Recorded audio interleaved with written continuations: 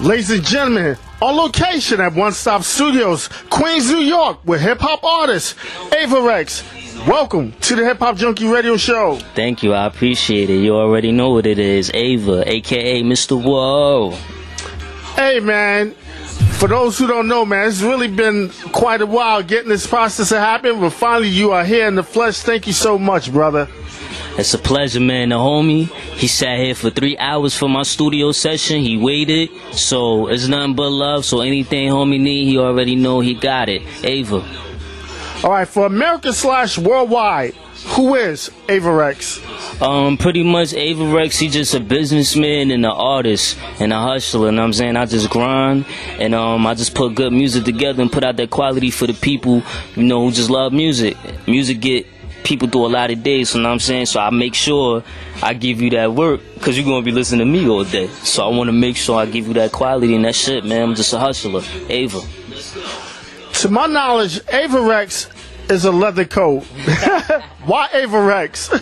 Yeah, I got a lot of, I had a lot of hype fest about that, but pretty much the name, one day I was in my room and I had a box of Avarexes one time, and I was just looking at the box and I'm like, it was just talking to me, because you know how everybody got the same name, like Lil this, Lil that, Young this, Young that. So I said I just want to catch something, like when I heard 50 Cent, Eminem, or Fabulous, I'm like, what the so, but their music spoke for itself. So I'm like, okay, I'm gonna just take a name and just put it together, and A is in my first name. So I wanted to, you know what I'm saying, kind of keep it like that. And I just dropped that, I made it an A, and Avarex came, that everybody started calling me Ava because I scream it on the track. So that's how Ava came. Well, I'm glad you chose Ava instead of little A, a little this, a little, because that's getting old now, you know? Me, right? Young this, young that. I mean, we ain't knocking them, but, I'm like, that sound like the same name on that other. You know what I'm saying? Real talk. But it's cool, though. I mean, keep doing what they do, man. Ava, that's how I got it. They call me Ave, Wavy, Avy. I mean, whatever y'all feel like calling me. Just don't get disrespectful. True indeed. And Avarex come from humble beginnings, right? I mean, if that's what you want to call it, man, I let the people talk for me, but, I'm just me.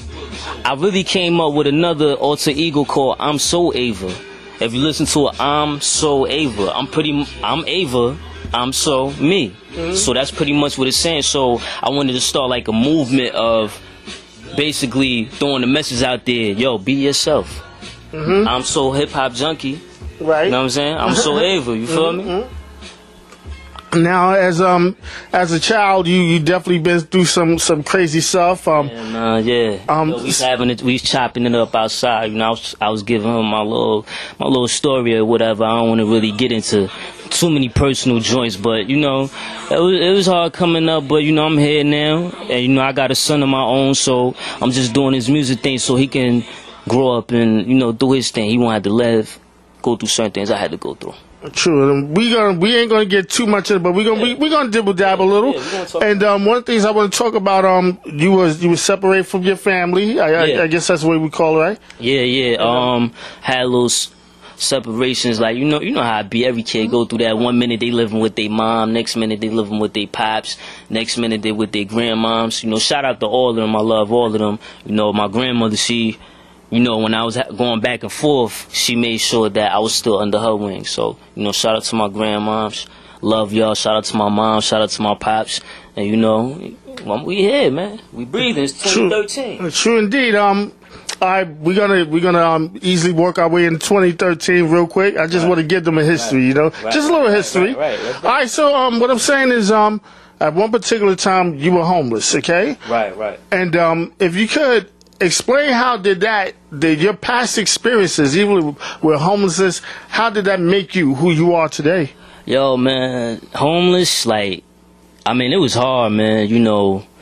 16, and then it really didn't happen when I was 16. It really happened when I was 18. I was really out on my own. I had my own apartment. I just had my son. So me and his mother, it didn't really work out, but we still gotta have a certain respect because we have a child with each other. Mm-hmm. So when she had to go where she had to go and took him, because my situation was stable, I just got through it. It just made me more humble. It just made me go more harder and I just put it all in the music. But you know, sleeping in trains and riding the bus all night, and then acting like you sick to stay in the hospital so you can have somewhere to stay. I mean, it was hard, man, but I'm here now. I got the smile on my face. I got my peoples, MAO behind me, Queens behind me. Shout out to Southside, Jersey behind me. We doing it, man. We having a good time. We turned up. What does fatherhood mean to Ava? Yo, it mean a lot. I mean, it just mean a lot. My father, he got like 8 of us. It's like the Jackson 5 family. You know what I'm saying? So, like, I'm just a family dude, you know what I'm saying? I just love my son. Like, he about to be 5 this month. So it's like, when people playing games, I tell them, like, look, man, you ain't got to like me, I ain't got to like you. Let's just get the business done. Let's get this money done. I want to go back home and rest easy and make sure my son good. So it really mean a lot to me. And also, I was in this program at Essex County College called Nook's Father Now. Shout out to the homies, they already know what it is. I was class 9, you know, and I actually performed in front of the Nook mayor, Cory Booker. I performed in front of him, and he was like, yo, man, can I get a copy of that CD? Wow, you know what I'm saying? That's big, yo. That's big. That was 2010 I did that joint, so, you know, it was just real. It was just like, my classmates was coming home from jail. Like, they just came home, so they try to get their life right, you know. I was the youngest in the class, you know. Thank God I didn't get busted for certain things that I did or whatever, but, you know, I was still in the trap. I'm not gonna lie, I was still in the trap coming to the program like, man, this is bullshit, you know what I'm saying? But I'm like, nah, I'm gonna get through it, you know what I'm saying? Because after a couple of weeks, you know, they was really kicking knowledge. Like, I believe my teacher, he did like 10 years because I think he killed his brother by accident.